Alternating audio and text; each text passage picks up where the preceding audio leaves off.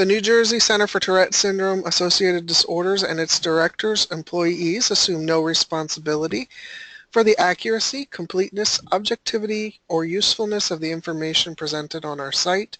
We do not endorse any recommendation or opinion made by any member or physician, nor do we advocate for any treatment. You are responsible for your own medical decisions. Now, I'm going to turn over the introductions of our speaker to Martha Butterfield, the webinar coordinator of NJCTS. Marty? Thank you, Kelly, and good evening, everyone. Welcome to tonight's webinar. Before I introduce tonight's presenter, I would like to call your attention to the slide on the screen about our upcoming walk on November 12th in Ridgefield Park, New Jersey. Registration begins at 8 a.m. for this 5K event. If you can't join us that day, please log on to our website and make a donation in support of our educational programming. Now to the introduction of tonight's presenter, Dr. Andrew Lee. This is Dr. Lee's second webinar in our ongoing series. He previously presented in October 2014 addressing mental health issues in the Asian American community. This webinar, along with all of our presentations, is available for download from the webinar archive on our website. Dr. Lee is the director of Monmouth University's Counseling and Psychological Services. Previously, he was the director of the Office of Counseling and Disability Services at Kean University. He received undergraduate degree in psychology from the University of Pennsylvania and his doctoral degree in clinical psychology from the Rutgers University Graduate School of Applied and Professional Psychology. He has worked with a wide variety of age groups and ethnic populations throughout his career, but has particular expertise in working with college students and Asian Americans.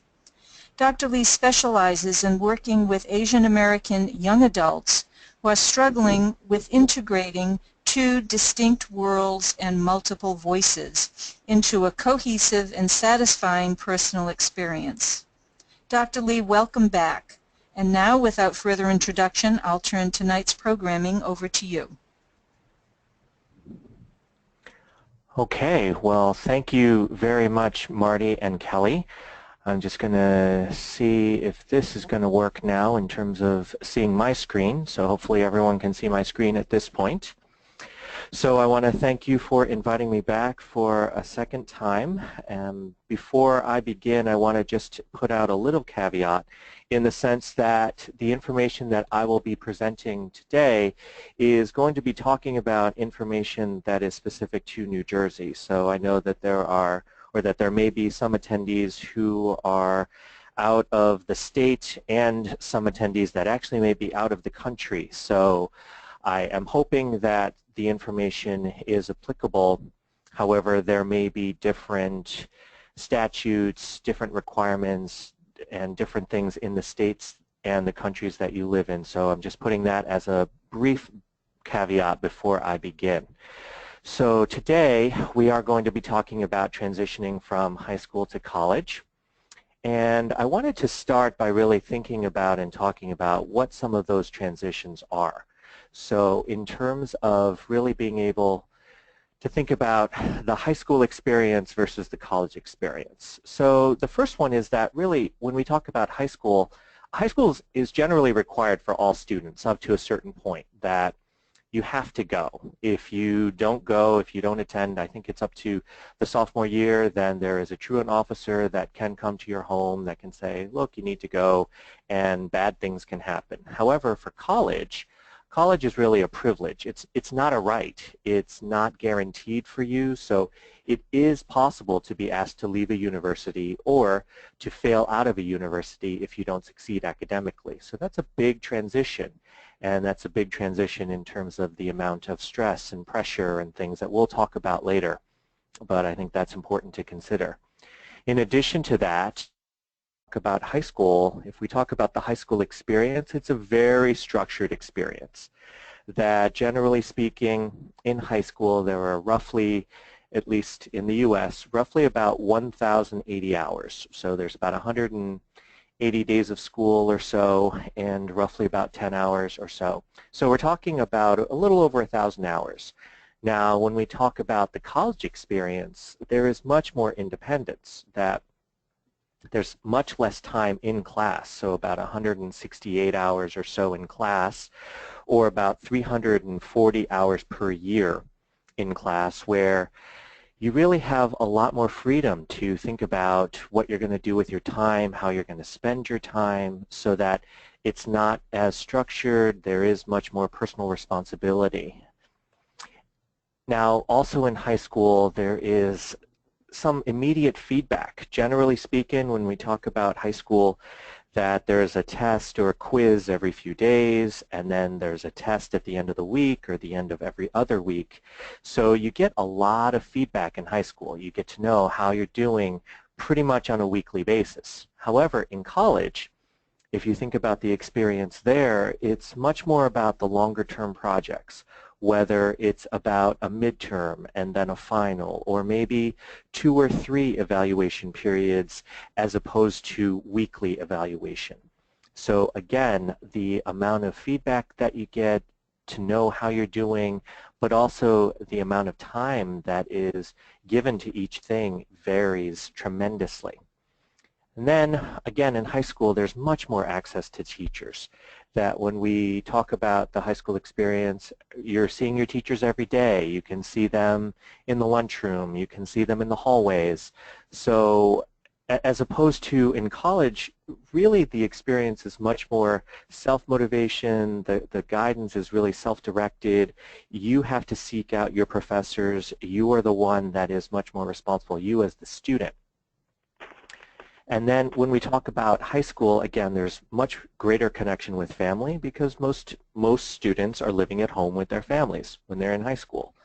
And obviously there's much greater connection, and in terms of not only greater connection with family, but really greater connection with peers. That in high school there is a ready-made peer group for you. That the people that you're in class with, the people that you might be on a sports team with, or the people that might be in a club, that's your peer group. Those are the people that you are spending most of your time with. Those are the people that you have those connections with. And in some respects, it's pretty easy because it's made for you. Whereas in college, in some respects, we can say that there's more contact, especially with peers, because you're living with your peers, especially if you live on campus. That gives pure physical contact with others in the sense of living together. However, I think we can all agree that this generation, although technologically very, very connected, I think we are the most technologically connected generation at this point, but what does that translate into real contact, into real connection with others? And I would argue that we're the most connected and the least connected at the same time. In addition to that, because of that connection, that there are conflicts that occur between what do my friends want, what do my friends believe, what do my friends like, versus what does my family believe and what does my family want. So I think there are a lot of conflicts that occur there.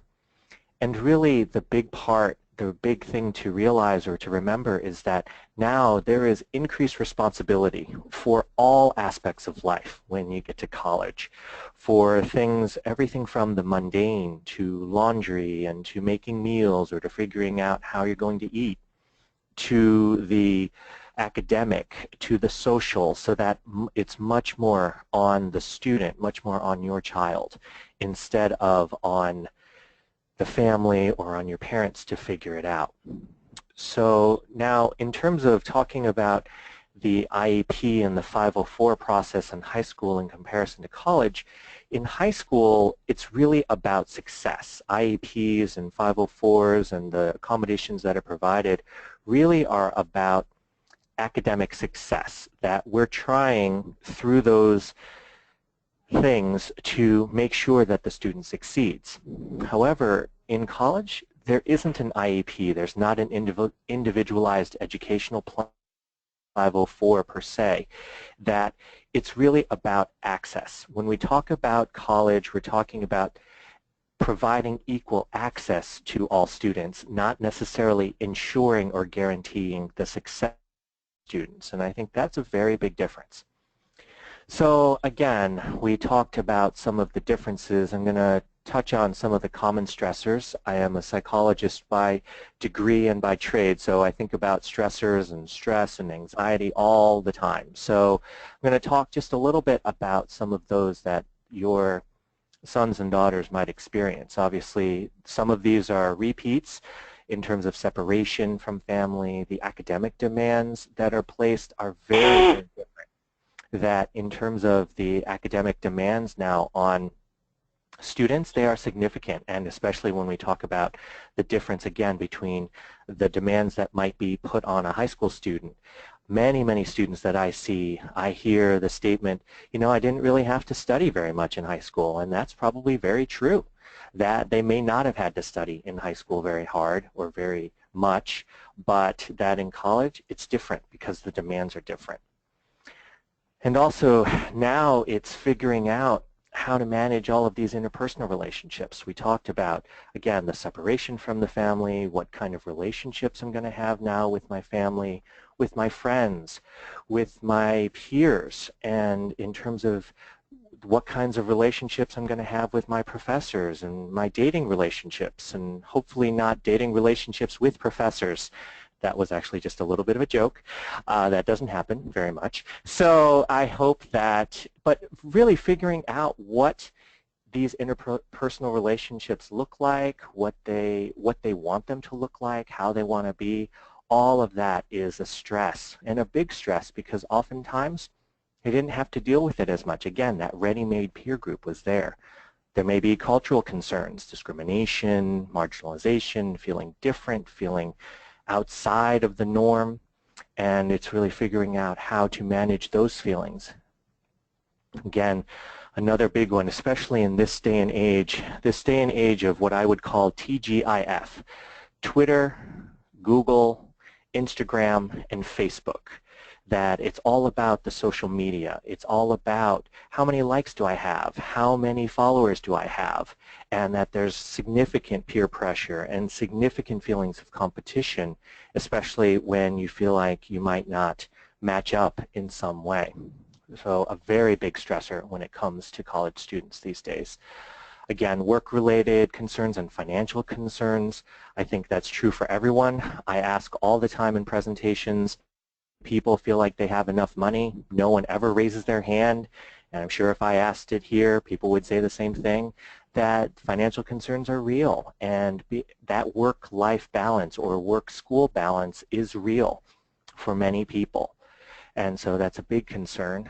And then again, going back to this sense of responsibility and freedom, and really the sense of individuation and identity. College is a time very much because you are much more on your own and trying to figure it out, that this question of who am I? Who do I want to be? Really comes into play. And so because of that, that sense of individuation and identity on multiple different levels, cultural, sexual, just who am I as a person? What are my beliefs? What are my beliefs in comparison to what my family believes? All of that are big stressors.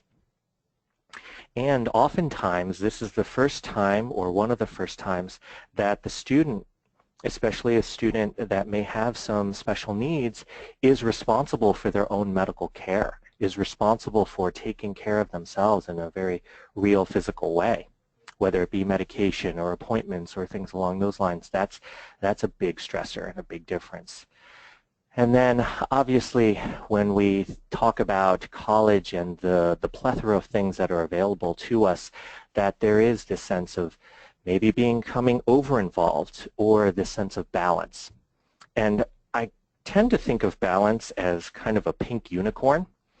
So I say that because if you think about pink unicorns, you know, and you think about those lovely little pink unicorns and you think, wow, I really want a pink unicorn, right? I want the pink unicorn to exist. I want to be balanced. However, I don't think it actually happens. I don't think that we ever truly get fully balanced. And if anyone out there in the audience feels that they have complete balance in their lives, please email me, call me, do something so that I can figure out how to do that, because I think, again, it is just something that it's tough to achieve, And that's okay, that we're all struggling to get that. But I think that, again, it is a stressor for college students with all of those different things going on. So now I want to talk a little bit about the accommodation process. So now we're talking about once your child is accepted and all of this, how do we do this in terms of college? What happens? So the first point to make in terms of the accommodation process is that in high school, the schools are required to seek out students that may be eligible for special education services or different types of accommodations, that it's incumbent upon the school in the high school and lower grades to really seek out those individuals. However, when we talk about college, college is different.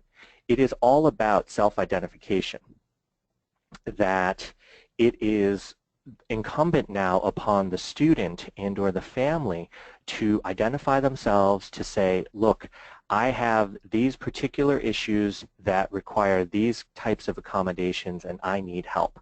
So that it's possible for a student to go and to not be seen, to not be known to the disability office because they just don't want to be. And that's okay, that is their right.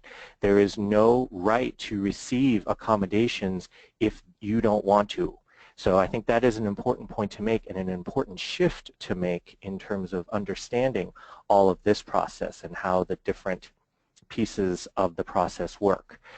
Again, there is something called FERPA. FERPA is the Family Education Rights and Privacy Act. What FERPA does is that it protects the student's educational record, meaning that a professor or a staff member at the university cannot discuss a student's progress with anyone outside without the student's written permission. So it is possible that you may want to call, and if there is not what we call a FERPA waiver in place, that the school or the university cannot speak to you. Not because we don't want to, not because we don't think it could be helpful, but by law we are not able and allowed to provide any type of information without completing what we call, again, a FERPA waiver. That is something that is possible. So it is possible to waive this right and this level of privacy and protection. It's usually completed online, so that is something definitely to speak with your student about if you feel like it would be important for the university or for you to have that information.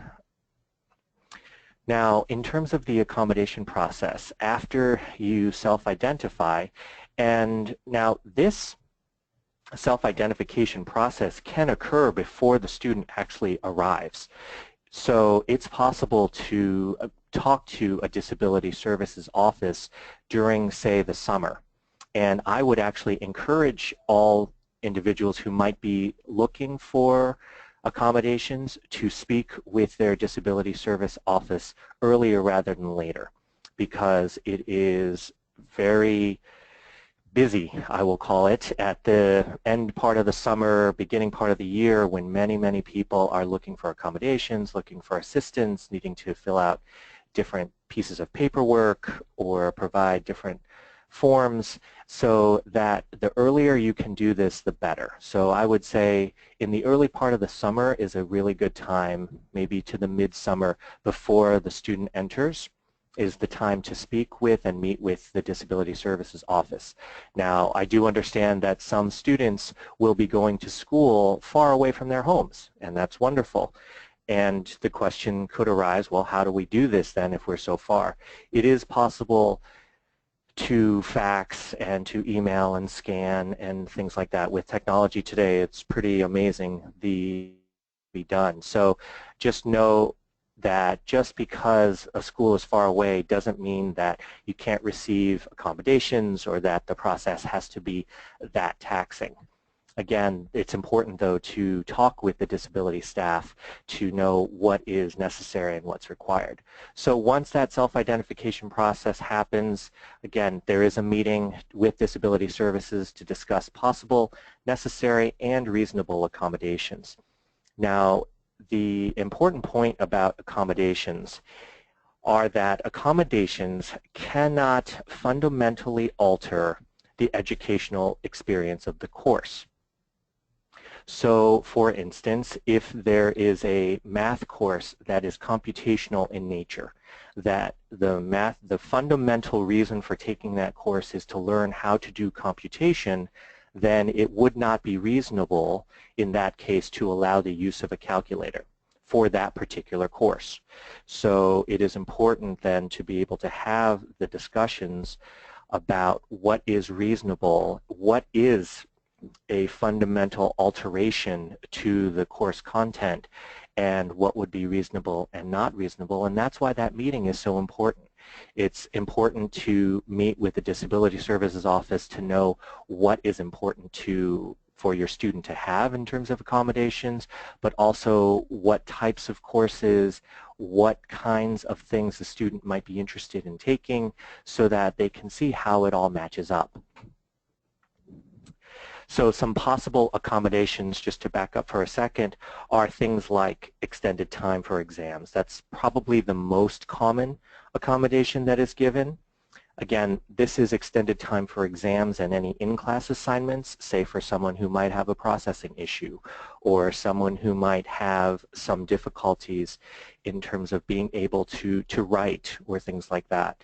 Now, that is not necessarily for papers or out-of-classroom work, because the assumption is that if you know that it takes you more time, that you have to just start earlier. Another accommodation or a possible accommodation is a distraction-limited environment, especially for those students with, say, ADHD issues or, again, some processing issues, because then that will help them be able to focus a little bit better. How that's accomplished is generally through some type of testing center on campus. Again, another possible accommodation is note-taking assistance or text conversion to audiobooks, or what we used to call books on tape. There are no tapes anymore. And another one is sign language interpreters, obviously for those that might be hard of hearing or deaf.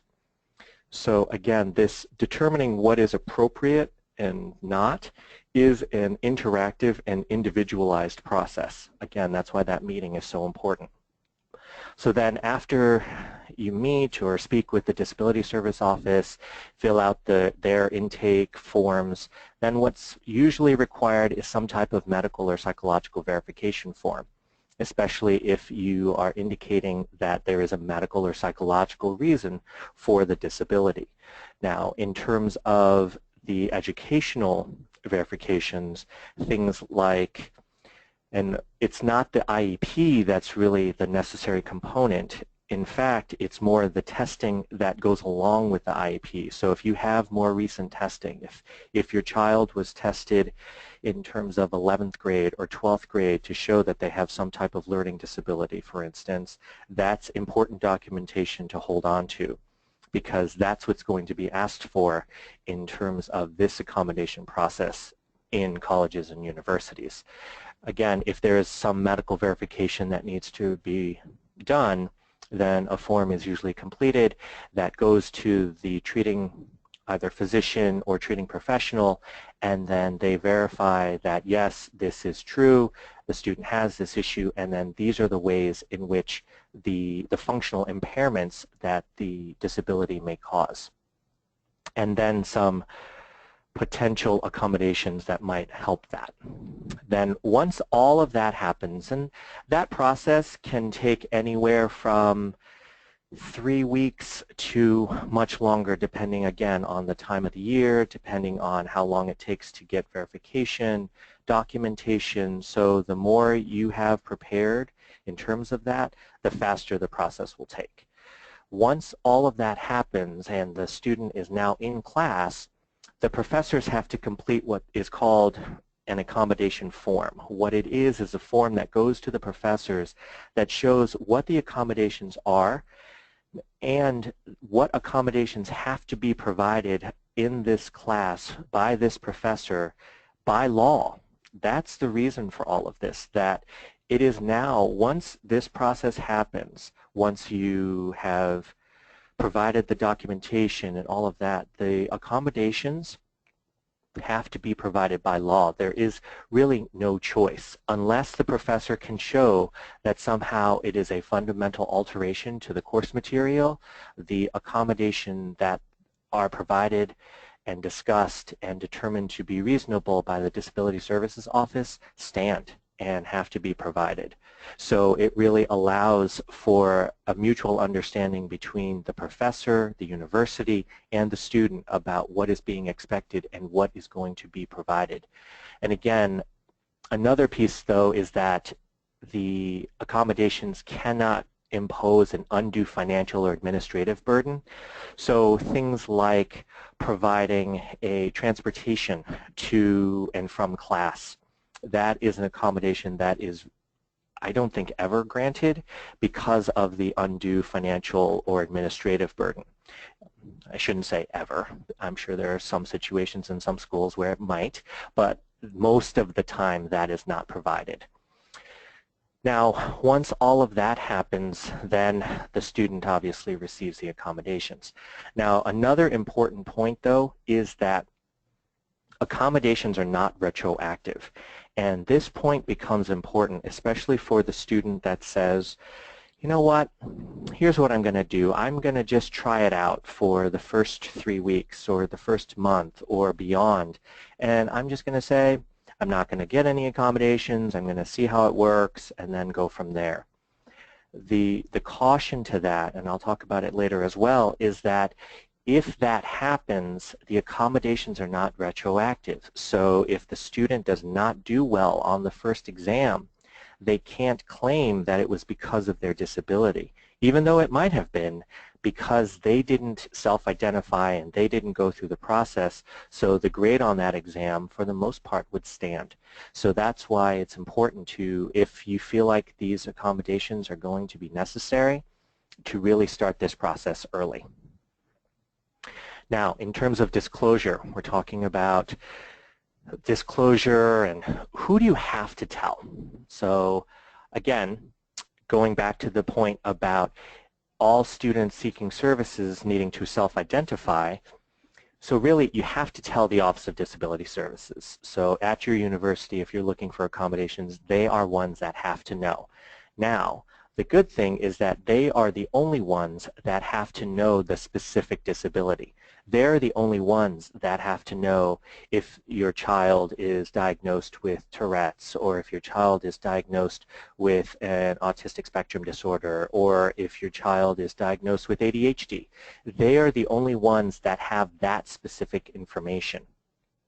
Now, in addition to that, the professors are provided that accommodation form, but what that accommodation form says, generally speaking, is that this is a student that is registered with the Office of Disability Services or the Department of Disability Services, and they are entitled to these accommodations. We've gone through the process.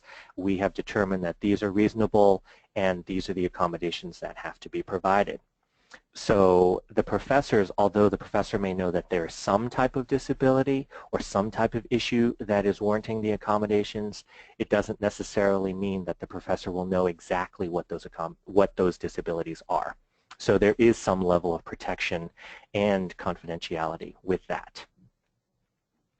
Now, in addition, I think it's important to remember that accommodations are not only academic. A lot of times when people think about accommodations, they think about, oh, well, it's just extra time or things along those lines. No, there actually can be housing accommodations for those with, say, particular allergies, or for those with maybe a mental health issue. That accommodations can be housing related, they can be meal plan related, that if there are particular allergies, again, that they may be able to be exempted from the meal plan, or they may be able to somehow meet with the dietitian to figure out exactly how to deal with that particular allergy.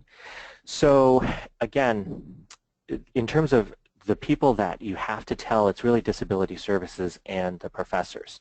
Now, who might it be helpful to tell?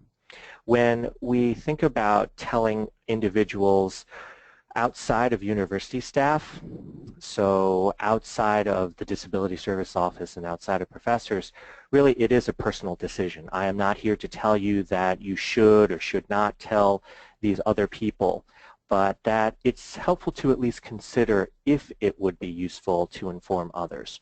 So people like your RA or people like your roommate. So I think it is important to consider that if a disability is going to result in something visible or clear, for instance, a significant motor tic or some type of verbal tic or verbalization, or something else that just is clear, it may be useful to have a conversation in order to provide some level of understanding and explanation. I do think for the most part, and I will say this for the most part, I do know that people are mean, and I do know that people have difficult situations and histories with bullying and things, so I'm not here to downplay any of that, but I do believe the best in people, and I think that for the most part, people do try to be understanding and can be understanding when they have an explanation for things. So it's just important to think about whether or not it would be useful to tell these other individuals so that there is that level of explanation and understanding. And then again, this question of why not to say something, why not to seek out disability services or accommodations. And I get this desire to shed the label, if you will. I get the desire to say, you know what, I don't want to be that kid anymore. However, I also want to put that as a caution to really think about, is that going to be better or worse? And I know the desire is very strong, and I get it. At the same time, I want to offset that with the support services that can be available to the student. So really consider that, really have that conversation with your son or daughter very, very particularly before they get to school. Now, in terms of the requirement for disclosing to the university itself, say when you apply, there is no requirement to disclose any type of disability in the application process. And generally speaking, most institutions would not take that into consideration in the application process anyway. So it's not required to disclose. Now, that's not saying you can't disclose, but it's not required to. Okay? Now, let's talk a little bit, again, about stress and anxiety and this expression, excellence is in our DNA, is actually from the masthead, from the website of a very famous New Jersey institution, New Jersey High School, in fact. Very top-notch and great educational experience. There's nothing wrong with it. There's nothing wrong with the expression, but I put that out there to say this is what our kids are experiencing, and not just at top-tier high schools. I think this is what our kids are experiencing everywhere. The sense of needing to perform, the sense of needing to do so well because the competition is very high, and that is just an unfortunate fact of today's day and age. Now, when we talk about stress, it's really a non-specific response to any perceived demand. And it also occurs when the demands of life exceed our ability to cope. And I think that's important. That point is really important because the demands of life, it's not an objective figure. It's not, well, if you have this many demands, then that means you're not going to be able to cope, or then that means you're going to have stress. No, it's a very individualized figure that our demands and our ability to cope is very individual. It's not something that can be cookie cutter determined from one person to the next. And really what we're talking about when we talk about stress is really too much pressure, too much things on us that we have to deal with, the physical and the psychological. And the result of that is the fight, the flight, or the freeze response. And I think we've know enough about our own effects of stress on the body to know what the fight or flight is. So I'm sure many of you have experienced that when you have that experience.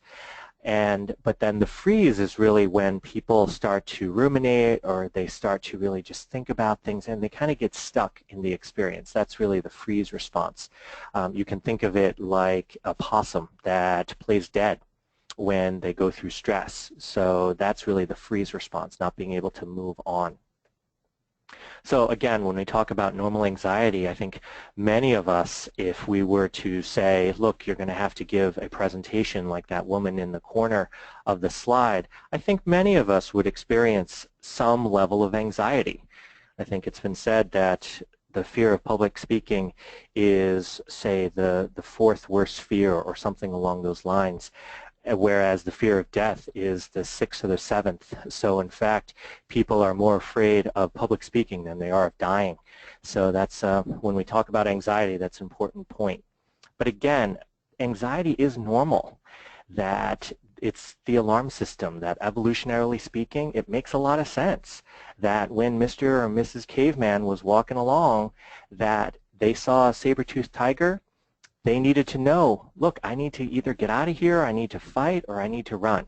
And that, again, is very normal and it makes sense. The difficulty with anxiety is that now we experience anxiety. We experience that alarm system when things aren't life-threatening. Things like public speaking, that although very scary for some, not life-threatening, although many might disagree. So again, it is important to think about and understand the difference of normal anxiety versus some of these other things. So I put these warning signs out there for you to really give you some indication of what to be looking out for in your son or daughter when they get to school. So this sense of feeling down all the time, being antisocial or just disinterested or uninterested in things, in terms of eating issues, this sense of worthlessness, or the most problematic, the thoughts that it would be best if you weren't around. Now, obviously, for those that know, these are classic signs of depression. Now, the last one, the thoughts that it would be best if you weren't around, it's really, really important. And I think that if your son or daughter is saying that it would be best if they weren't living, this is information that you want to relay back to the school. So you can counseling center or counseling and psychological services, or if you can't get them and you really feel like someone needs to respond, you can call the police or the security departments at your respective institutions, because it's that important, that it is so important that we keep our students safe. So if you have any of that information, I would encourage you, please contact the respective different departments at the institution. I encourage family members, parents to call me. I actually like getting those calls because then I can talk with the family about what's going on and I can reassure them, or I can act on that information. So I can't necessarily tell you anything based on, again, going back to confidentiality and things. I might not be able to say anything to you, but taking that information is really important. Now, other warning signs are constant and excessive worry, restlessness, again, this difficulty concentrating, poor sleep, and sleep is really important. Sometimes when we look at all of these warning signs and we look at all of the things that might be going on and we consider them as mental health or emotional health issues, sometimes sleep can be the culprit. That consistent lack of sleep is a very significant and very real issue on college campuses, that being able to sleep 6 to 8 hours is really important as opposed to the 4 or the 2 or the 1.5 hours that many of our students are getting. And again, avoiding events or people, panic attacks, all of these are signs, obviously, of anxiety. So we want to be able to, again, deal with that. So again, make sure that you relay information if you feel like we need to know. Other warning signs are any kinds of dangerous or risky behaviors in your students. So if you hear your students saying things that they wouldn't normally do and that they're doing, obviously that's something to be aware of. Okay.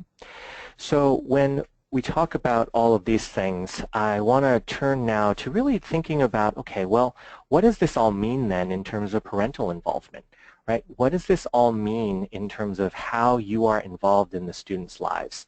So now, I'm sure many of you in the audience have heard the term helicopter parenting. And some of you may even be accused of being a helicopter parent. And I actually like the term Zamboni parenting. So again, the helicopter parent is the parent that's always hovering around. You can actually hear the the wind from the rotator blades or the rotor blades from the helicopter. But in terms of Zamboni parenting, really same concept, that in terms of Zambonis, I don't know if you've ever seen a Zamboni or if you know what a Zamboni is, but you can see the picture there. It's a New Jersey one because I am in New Jersey. So that what happens is that the Zamboni is used for hockey games, and what happens is that the Zamboni goes and that what comes after it is completely smooth, that the Zamboni goes through the ice and then afterwards there's just pure, clean, smooth ice. And that really, I think that's what a lot of parents, especially parents of children with special needs, have really tried to do. And please don't take this in any derogatory fashion. Please do not take this in any type of criticism, in any way that is negative, because I get it. And I applaud you for it, and I totally understand. And I know how difficult this has been at times. And so you come by this honestly, and you really come by this out of love for your kids. So please know that it is not critical. However, I do think it is something to think about, especially when we think about now college-age students and really the changing role of parents, so that instead of you now being the driver of the Zamboni, that really it's now your child that is driving that Zamboni. That's your child that's getting to make their own way in the world. And if you can see from the picture of the Zamboni, in fact, there's not even a passenger seat. So that for you now, it's you walking behind it saying, okay, you got this. So really the point is really being able to deal with your own anxiety about this as well, to not let your own fears cloud your view of what actually is going on. It's important not to be under or overreactive. And so if you want your child to continue to talk to you, because again, now that there's going to be some distance and separation, if you want your child to talk to you, hovering may not be the best or most effective method. Criticizing and taking over, again, might not be so helpful. That only may encourage them to hide or to distance. But engaging them in conversations about what their needs are and how to achieve them, really giving them ways to achieve their goals themselves, I think that can be very helpful. So now also in terms of your involvement, in terms of the college visits and doing the research, that's the time. That's the time. Go when you're doing your college visits, do your research. Talk to the different people at the institutions. You know your child the best. You know their strengths, you know their needs, you know their weaknesses, you know what they can be able to handle. So it's really important that you think about these things when you're picking schools.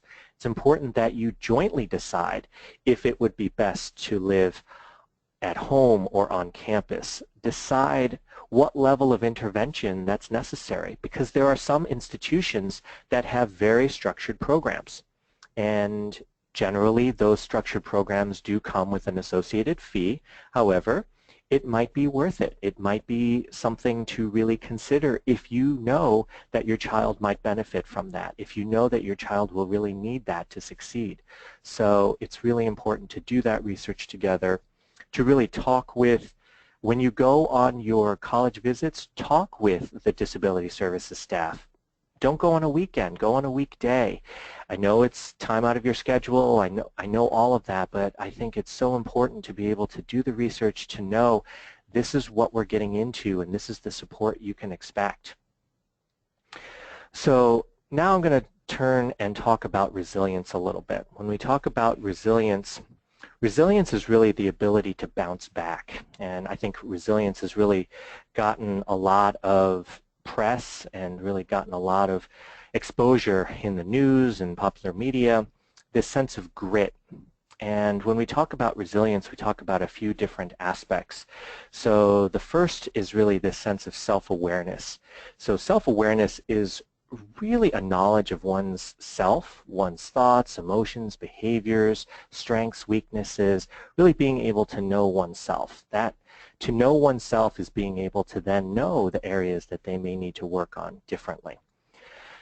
Now, the next is really optimism. Optimism, I think, has gotten a bit of a bad rap. So I think for now, optimism is portrayed as this Pollyanna-ish view of life, that everything's going to be great, or like the Lego movie, that everything is awesome, that this sense of optimism is that, oh, everything's just going to be awesome. Well, I don't know about you, but everything's not awesome all the time. Life is not awesome all the time. Everything's not awesome. So in that way, I don't think optimism is this Pollyanna view of everything is awesome, but rather optimism is this sense that it's going to be okay, that you're going to be able to pull through even in difficult times. And I think that is true. I don't think it's true that life is always awesome. Now, in terms of the next point when we talk about resilience is this sense of mental agility, the ability to be able to be flexible in your thinking, to consider things from different perspectives. I think that's really, really important. And the next is really connection, really talking about interpersonal connection, because really feeling alone is really a concern. That sense of being alone or different, or the sense of not being connected to other people. It's been shown in many, many different ways that connection has proved to be very valuable, both in many different ways, but especially when it comes to first-year students. The more connected the student, the better they're going to do in terms of GPA, the more likely it is that they're going to be retained at the institution. And so it's really important to be able to make those connections. And then finally, resilience is all about self-regulation as well. So again, self-regulation requires this sense of self-awareness, flexible thinking, connection, optimism, but it's really the ability to handle and deal with distressing situations. So those are things to talk about in terms of resilience. Now, in terms of campus resources, when we talk about campus resources, this is not an exhaustive list, but I think it is a pretty important list of resources to have, so that most of these are funded by student fees, so you might as well have your son or daughter use them, because that's putting their student fees to good use. So counseling and psychological services, or a counseling center, disability services, tutoring, writing, or some type of academic support service, again, health services, any kind of substance awareness, residential life if they're going to be living on campus. Student activities, again, going back to that sense of connection, being involved is so important. And then obviously the police department or security department of the institution if there's any type of emergent situation. So just some practical suggestions of to-dos before college. So the first is to do something silly like learn how to do laundry. So you can see these laundry machines. I don't know about you, but nowadays the laundry machines don't even use coins anymore. I remember when it was 75 cents to wash and $1.25 to dry, and you had to make sure you had enough quarters, but now they just have those little cards that you slide in and slide out, and then everything turns on. But learning how to do laundry, I think, is very practical and something that's really important. Learning how to cook a basic meal and not ramen noodles, although ramen noodles are delicious, right? They can't have ramen noodles for every meal. It just is not healthy. So learning how to cook a very basic meal. They don't have to become Bobby Flay, but also they need to know that there is more to life than beefaroni or something along those lines. Being able to open up a bank account and learning how to write a check and really balance a checkbook and being able to manage one's finances, really, really important. And you see there on the right side, you see that the number 8 is the name of the bank, and I always tell students whenever I give this presentation, you notice that the bank does not say Bank of Mom and Dad. So it's important that they know that mom and dad are not always the bank and won't be the bank forever. To know how to make a doctor's appointment or a dentist appointment, again, going back to this sense of really caring for and managing one's own medical, mental health, emotional health, all of those issues, being able to really start to take ownership of that. And I am well aware that it is a very significant transition for many, many people who are listening. that is going to be very difficult for some, and I get that. But I think it's also going to be so important and hopefully really empowering in the sense of being able to be a self-advocate, being able to manage their own life in a very real way. So another practical to do, especially for those that are at institutions near public transportation, is really knowing how to do that. So for instance, here at the institution that I'm at, we have a train that goes right into the city, and that can be such an amazing experience. But being able to know that, how to look up train schedules, how much a train fare is, things along those lines, really, really important. And then again, going back to this whole sense of managing one's own medical health is really practicing administering their own medication if they have any. Knowing when they need to take it, what the medication is, what the dosage is in case they ever lose it or if they ever need a refill or something along those lines. So again, knowing that for many of you, it's really scary to be able to let that go, and I get it, and I do understand. However, again, I would say that it's really, really important.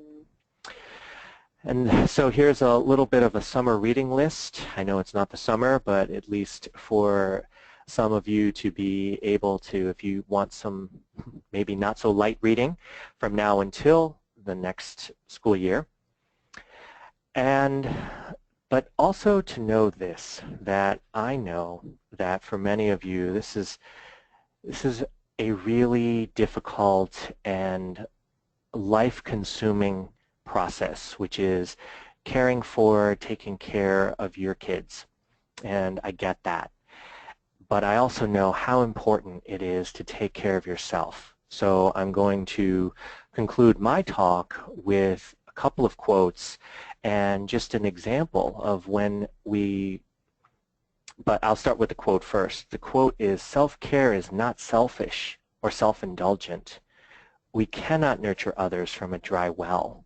We need to take care of our own needs first. Then we can give from our surplus, our abundance." Now, when we think about going on an airplane, I don't know if any of you have that are listening, but if you've ever gone on an airplane and they give that safety briefing with the flight attendants, and there's always a line there. I'm sure you've heard this analogy many, many times, but there's always a line that the flight attendant will say after they do the seat belt and all of that, they will say, if we lose cabin pressure at any point in time in the flight, oxygen masks will drop from the ceiling.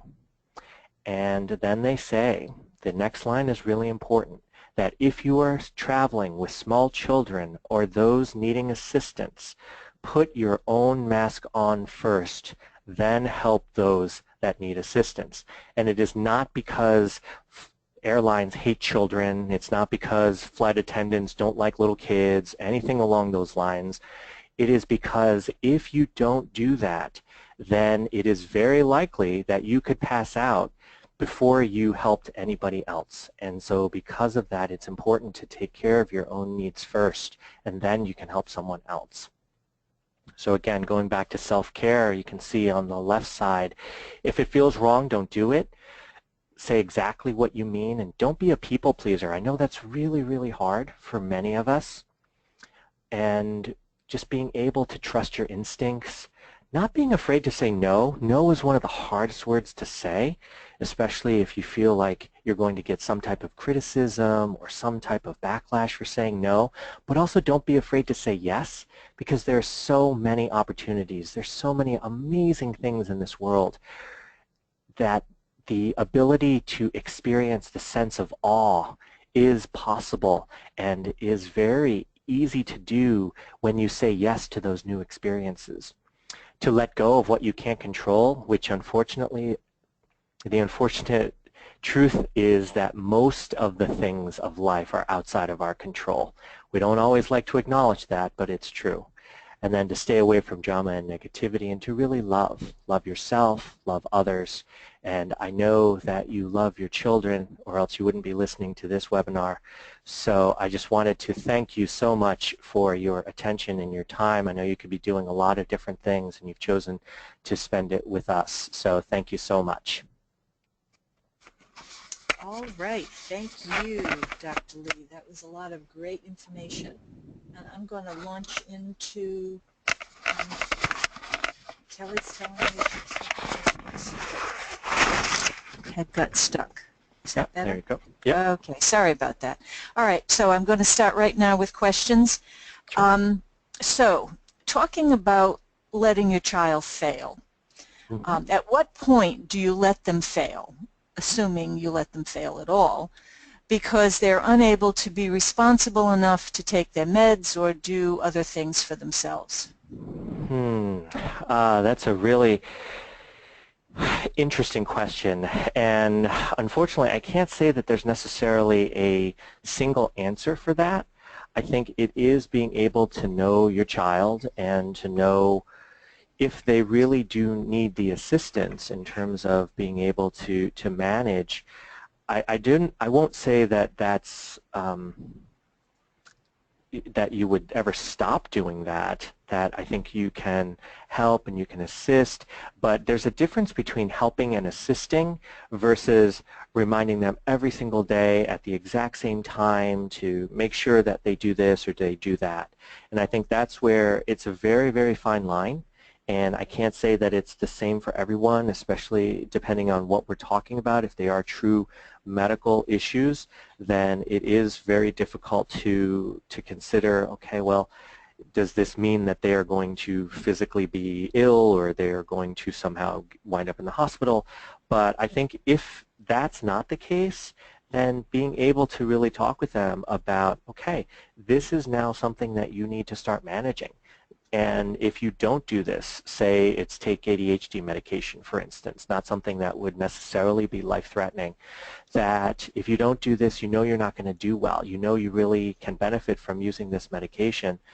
I would say that is a time where you could say, okay, it's kind of on you. And you can help them through the first few weeks, and then once they realize, okay, I need to do this, then I think that that's a time where you can kind of take that step back. Mm.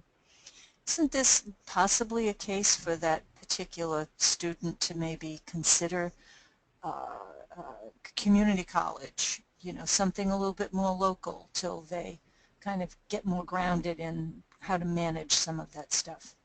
Absolutely. I absolutely would agree that sometimes a four-year institution, especially if it's far away or especially if it is a very rigorous institution, may not be the best initial stopping place, but that if to get a couple of years to get a few credits under their belt at a community college or something along those lines, I think is a very reasonable option.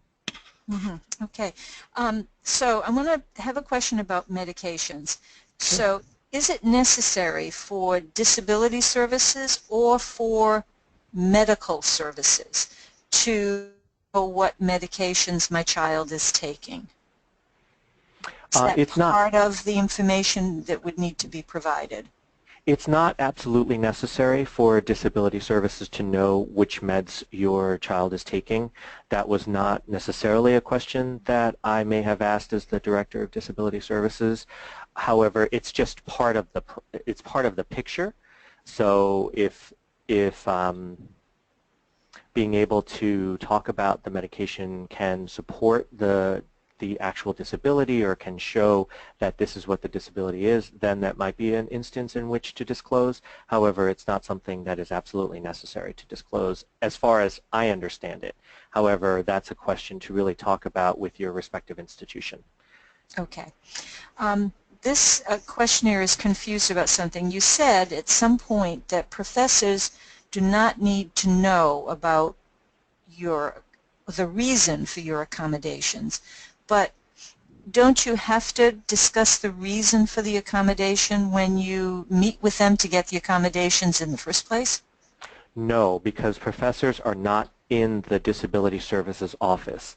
So the Disability Service Office is generally staffed by administrative or staff level individuals. So they are not the professors that they would be taking, say, a math or a chemistry course from. So what I meant by that is that the professors will not know unless the student discloses the the actual disability for which they're receiving the accommodation. Now again, there may be some disabilities. For instance, if a student is deaf, that disability is fairly clear. So they will know, okay, well, this student gets a sign language interpreter because they're deaf. Or if the student is blind, again, another example where, okay, this student would receive this type of accommodation because the student's blind. So some are clear in that way, but the more quote-unquote hidden disabilities, there is nothing that the professor will know about if the student is diagnosed with ADHD, or if the student is diagnosed with Tourette's, or if the student is diagnosed with even cystic fibrosis. They wouldn't necessarily know the specific disability, only that the student is registered with disability services. Does that make more sense? It does, yes, thank you. So along that same line, then talk a little bit about the professor in this case. Can the professor refuse an approved accommodation? The professor cannot refuse an accommodation with one exception, and the one exception is that if the professor feels that the provided accommodation makes a fundamental alteration to the course material, that if there is some type of, that it somehow changes the course fundamentally. For example, if the course is a communications course and they need to do public speaking for the communications course, then the accommodation is that the student is exempt from all public speaking. That is not a reasonable accommodation for that particular course. It may be a reasonable accommodation for a different course in communications. However, for that particular course, if that is the actual reason for the course, that is not a reasonable accommodation. So that is the only time in which a professor could say, you know what, I'm not so interested in providing that accommodation.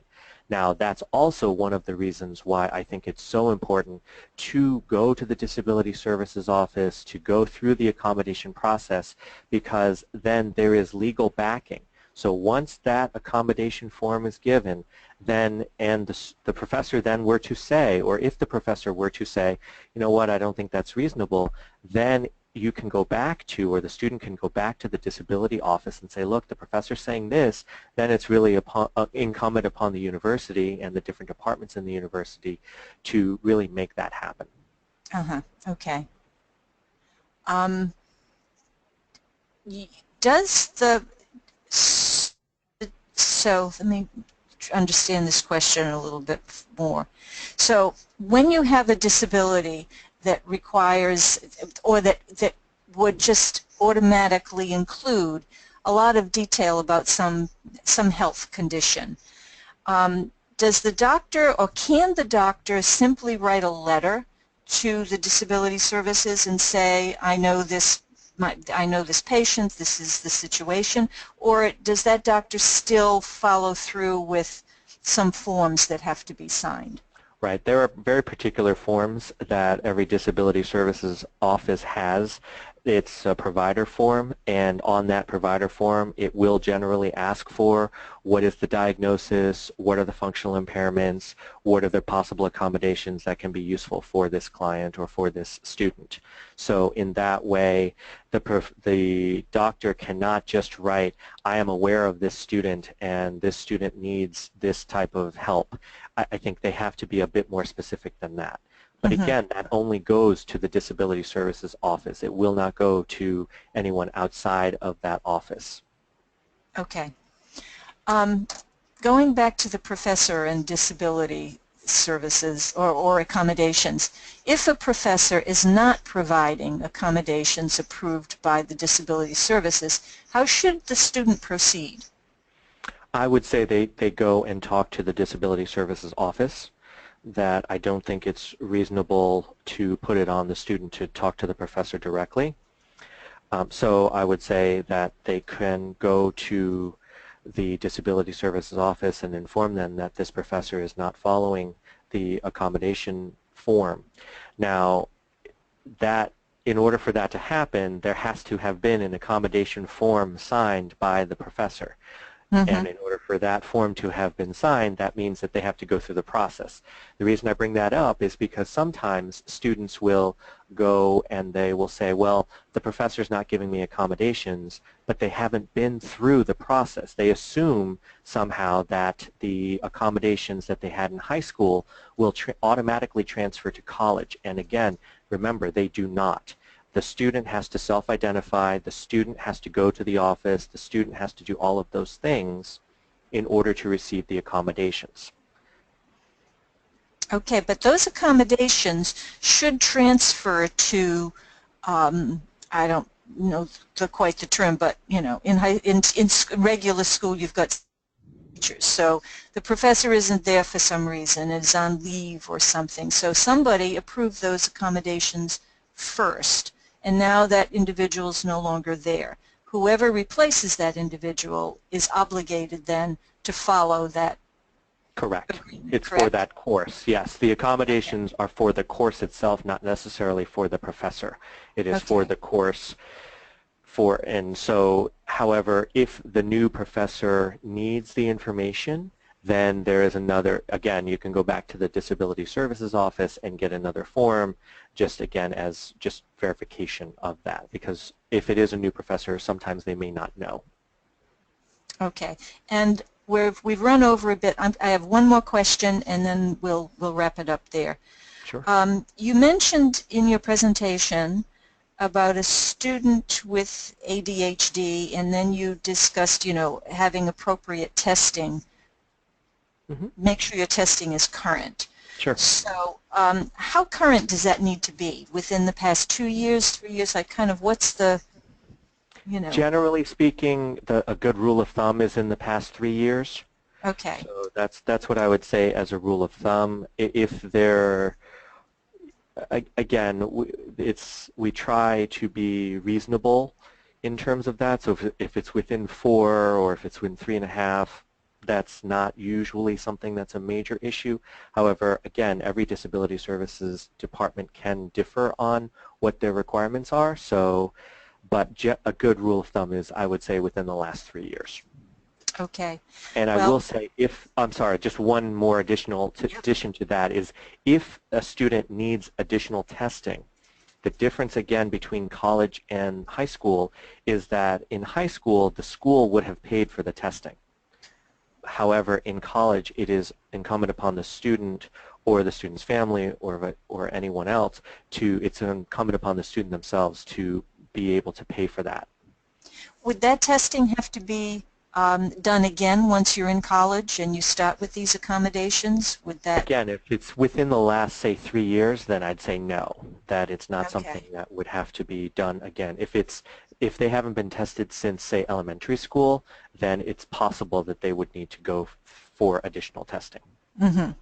But once you get accepted into college and you've got your accommodations locked up, then the college wouldn't necessarily require you to be tested again.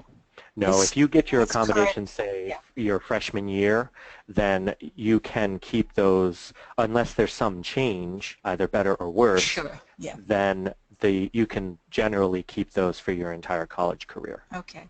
All right. Thank you for clarifying that. And with that, I'm going to turn the program back to Kelly for a wrap-up.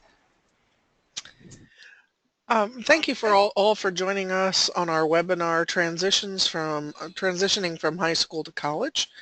There is an exit survey, which we need everyone attending to fill out. The webinar blog is now open and available for the next 7 days on the NJCTS website for any additional questions that were not covered in tonight's presentation. That website is www.njcts.org.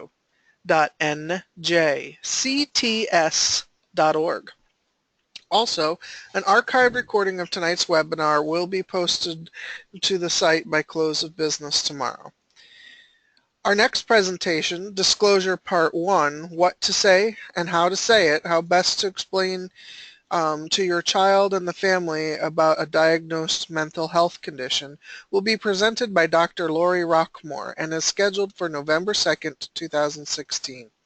This ends tonight's webinar. Thank you, Dr. Lee, for your presentation, and thank you everyone for attending. Good night. Thank you.